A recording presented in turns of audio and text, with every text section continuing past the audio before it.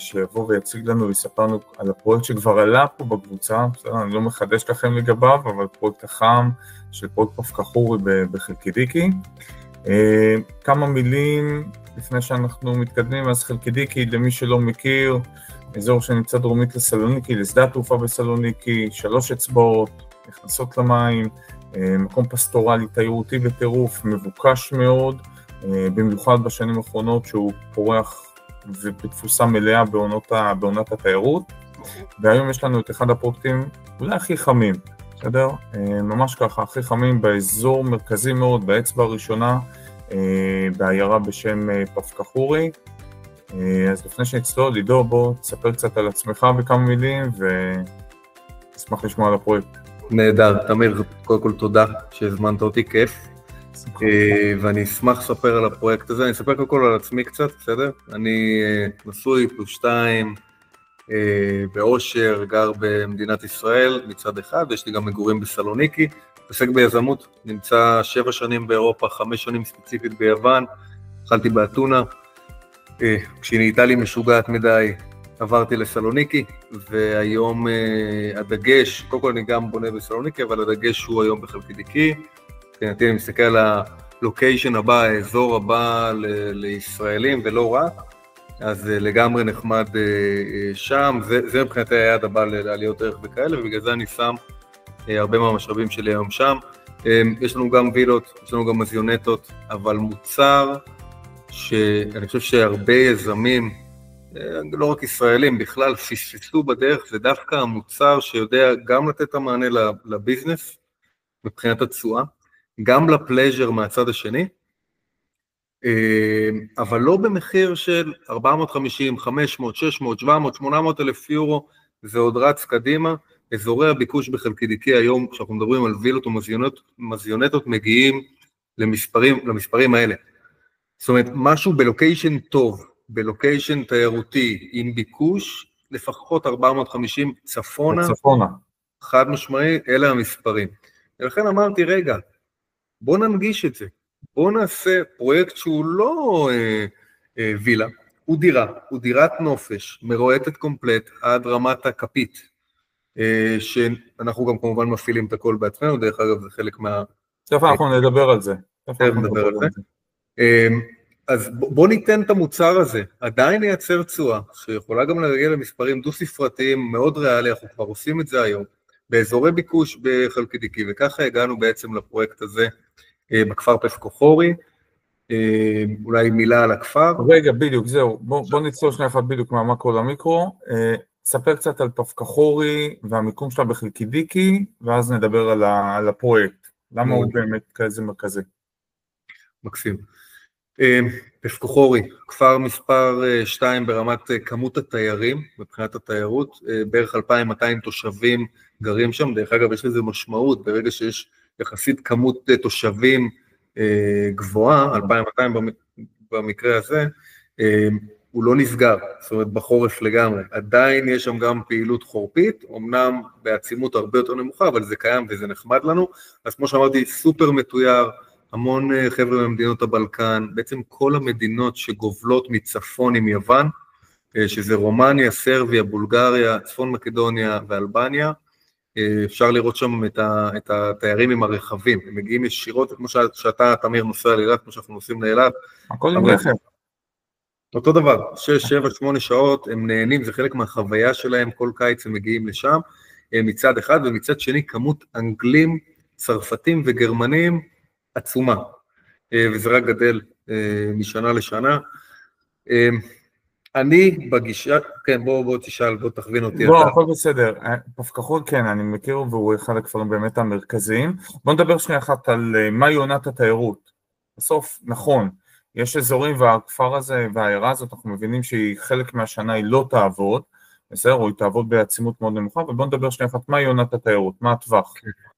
קודם כל חשוב להדגיש, ואנחנו שמים את זה תמיד על השולחן, אנחנו נמצאים באזור עונתי, הוא עובד עונתי, זאת אומרת שבתקופת העונה הוא עובד עד 0 מקום מפוצץ, ובאוף סיזן, מה שנקרא לא בעונה, כמעט ולא, כמעט ואין, ולכן אנחנו מדברים, בגדול העונה מתחילה באפריל, באיסטר בעצם הפסחא הנוצרי, היוונים סוגרים את מרכזי הערים ויוצאים למקומות כאלה, לריזורטים, לבתי הנופש שלהם, ושם הם נמצאים, שם אנחנו מתחילים בעצם את העונה, והיא מסתיימת בסוף אוקטובר, יש מי שיגיד, הטובים ביותר, יגידו גם עד 15 לאוקטובר עוד אפשר לתפוס את העונה, בוא נגיד, אבל זה פחות או יותר, אנחנו מדברים 5.5 ל6.5 חודשים בשנה. 5.5-6.5 חודשים של עצימות גבוהה, תכף נדבר על המספרים באזור הזה ובכלל בפרויקט, אבל בוא נדבר שנייה אחת על הפרויקט עצמו. אז התחלת להגיד מקודם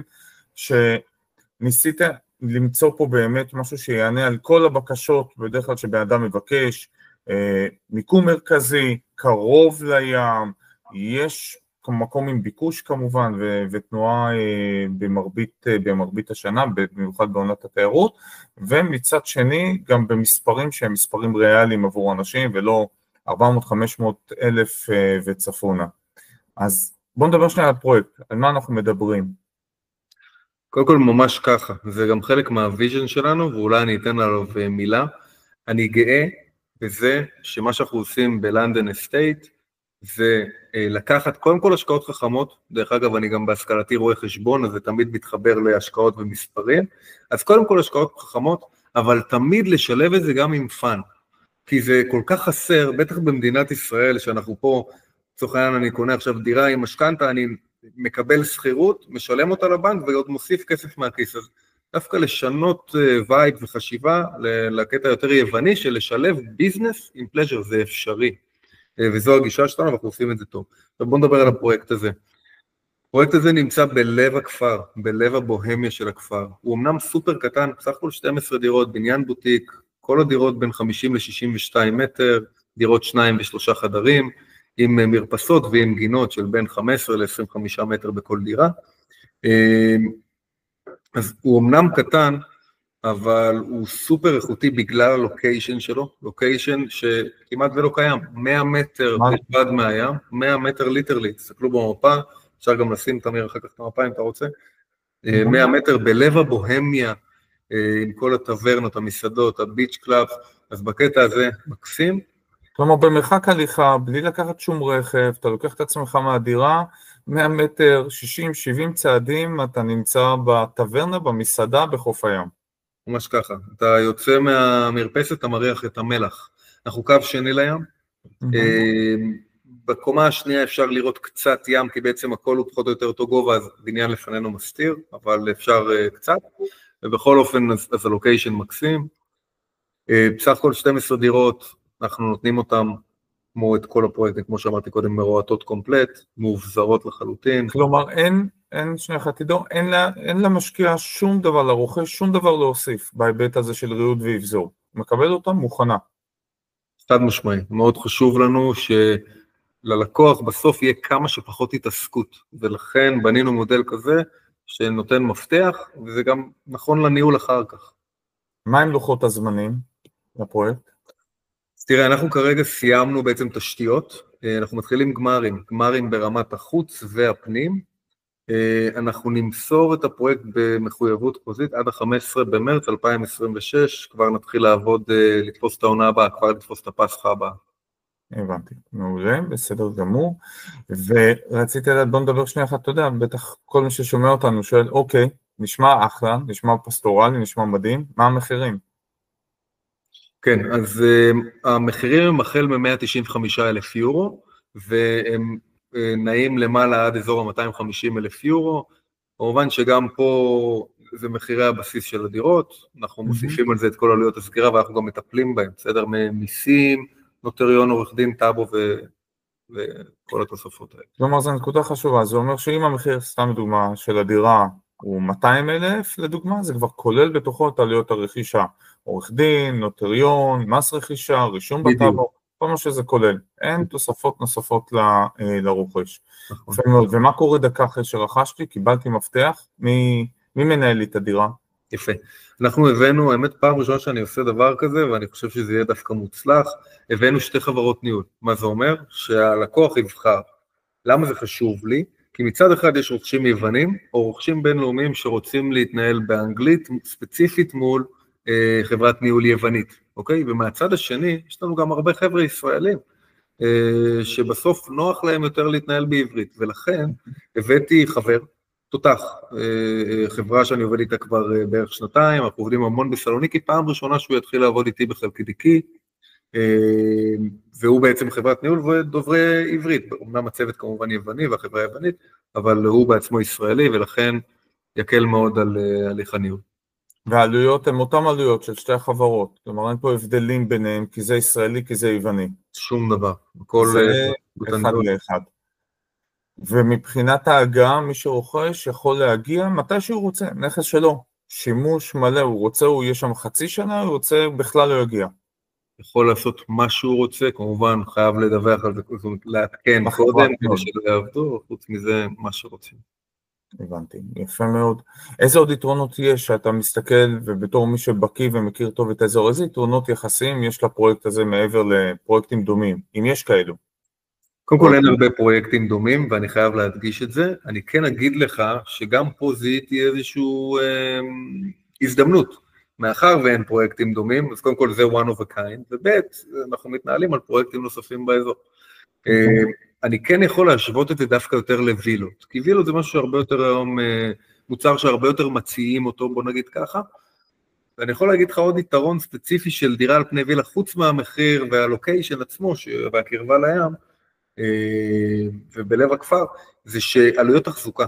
אנשים לא לוקחים בחשבון, כשהם קונים וילה בחצי מיליון יורו, 450,000 יורו, הם לא לוקחים בחשבון עלויות תחזוקה מאוד גבוהות, החל מבריכה, שעולה כסף אחת לשבוע לאיש בריכות שיגיע, וכאלה בגינון, שגם זה עולה הרבה כסף. כשאתם עושים את התחשיבים שלכם, בעיקר אם הדגש הוא פה השקעה, אז חייבים לקחת את זה בחשבון, והרבה אנשים לא לוקחים את זה בחשבון. היתרון הוא שבדירות אין את זה, וזה יתרון משמעותי. אז אם אנחנו ממשיך את הקו ואת השאלה הזאת, מה המספרים? בוא נדבר קצת, ברור שכל דירה יש לה את המספרים שם, אבל על פי התחשיב שעשיתם, מה המספרים פה לבן אדם ממוצע שרוכש דירה סטנדרטית, נקרא לזה כך, בבניין, כמה הוא יוכל להרוויח? כן, אז אם אני מסתכל על, יש לנו את הדירות שני חדרים ודירות חדר אחד, בואו נדבר פשוט באחוזים, זה יהיה לנו יותר קל מאשר לדבר במספרים אבסולוטיים.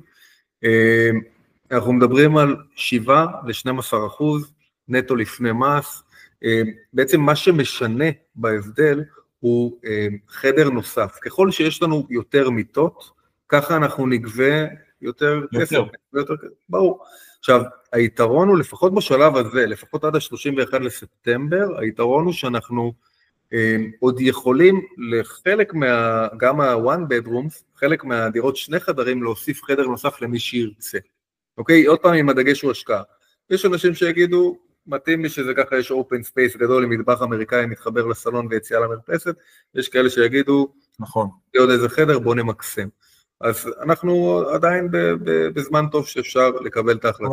יש גמישות תכנונית ככה שאפשר עדיין להרחיב ולשחק עם הדברים, זה גם גמישות בתוך הדירה, כלומר אם הוא רוצה אולי לשנות את המיקום של מטבח או חדר השירותים, אז בהתאם. יפה. אז אנחנו מדברים פה על 7-12 נטו. זה על המספרים. נטו לפני מס, כן. נטו לפני מס. יפה מאוד. ואם אני מעוניין בגולדן ויזה, איך אני יכול לקבל זאת באמצעות הפרויקט? שאלה טובה. בפרויקט הזה ספציפית, בעצם קצת חוקים של גולדן ויזה, קודם כל האזור הוא 400,000 יורו, אוקיי? יש אזורים שהם 800, יש 400, ויש 250 בבניינים מיוחדים, כאלה שעברו הסבה ממסחרי למגורים לצורך העניין. במקרה הזה אנחנו ברף של 400,000 יורו, אני יכול לייצר בעצם שתי יחידות, שהן תחת טייטל אחד, זאת אומרת שהן תחת רישום כאילו עם יחידה אחת, ולדאוג שהן לפחות 120 מטר, ואז בעצם אפשר לקבל שם את הגולדן ויזה. יפה מאוד. אז מה התהליך? נשמע לי מאוד מעניין, אני נכנס עכשיו לנעליים של מישהו שעכשיו צופה בנו, ואומר שמו, נשמע לי מאוד מעניין, אני רוצה, מה השלב הבא? מה הוא צריך לעשות? מה נדרש ממנו? יפה, אז בעצם כל מה שנדרש בשלב הראשון, אני שולח טופס הרשמה, שהוא טופס הבטחת דירה, פיקדון של 10,000 יורו כאן בחשבון בנק ישראלי, בעצם משהו בסיסי כזה, ומשם אנחנו מתחילים, חותמים על private agreement יווני, שחותמים על ייפוי כוח לעורכי הדין היוונים שמייצגים את העסקה, והם מתחילים את כל התהליך מפתיחת ה-TIN, בעצם מספר משלם מס יווני ללקוח ישראלי, איפשהו לקראת סוף ספטמבר אנחנו נחתום על הסכם סופי בתנאים. חשוב לציין שכל הכספים עוברים דרך חשבון נאמנות ישראלי, כספים לא מגיעים לחשבון הפרויקט עד שלא מתמלאים כל התנאים, שזה בעצם מסירת הפרויקט, עד ה-15 למרץ 2026, זה בעצם התהליך. וצריך להגיד, וזה במיוחד גם אני אומר את זה ללקוחות שלי של תני נדל"ן, אנחנו מלווים אתכם לאורך כל הדרך, כל מה שנדרש עבורכם, בטח מי שזה השקעה ראשונה שלו, מספרי מס, פתיחת חשבון בנק, כל התהליך מקצה לקצה, נעשה במקום אחד, בבית אחד, אתם לא צריכים עכשיו לרוץ או לחפש מי יעשה לי, מי יתרגם לי, מי יפתח לי חשבון, הכל נעשה במקום אחד, מלווים אתכם בכל הדרך, וגם בעתיד, אם וכמובן אתם תרצו למכור את הנכס, למרות שבמקרה הזה, לפי כל היתרונות שאתה מתאר, ליבה לרכוש שמה, ויותר מזה, גם אני אומר לך, גם לא נראה לי שימהרו למכור את הנכס הזה, את הנכס שהם ירכשו. המיקום פה הוא מיקום, וזה אני ככה פותח סוגריים, בתור אחד שמכיר היטב גם את חלקידיקי, אין הרבה מקומות כאלה, 100 מטר מהים, להערך את המלח, אין דברים כאלה, ובטח לא במחירים הללו, וזה פרויקט באמת ייחודי, אין הרבה כאלו, אם בכלל. האמת שרציתי להגיד לך, קודם כל אשתי הכריחה אותי להשאיר לנו דירה, ושתדע שאתה יכול להיות שכן שלי בשמחה. זה אחד, ושתיים, כן, חלקידיקי לא סתם קוראים לה המלדיבים של צפון יוון, המלדיבים של יוון, מים טורקיזים מהממים מזכירים יותר את תאילנד, ומקום מקסים לשהות. יפה, מדהים. אז אנחנו מתקדמים, עידו, תרצה להוסיף משהו? לא, תודה שאירחת אותי, ואנחנו נהיה בשמחה רבה, תודה רבה חברים. אז כל מי שמעוניין, מתעניין, תשאירו הודעה, פרטים, מופיעים פה למטה, דרך אתר האינטרנט, או לחילופין יצירת קשר ישירות מולנו, מולי, וכל המידע יימסר לכם, ונשמח לסייע לכם בתהליך. תודה רבה עידו. תודה לך תמיר, ביי ביי.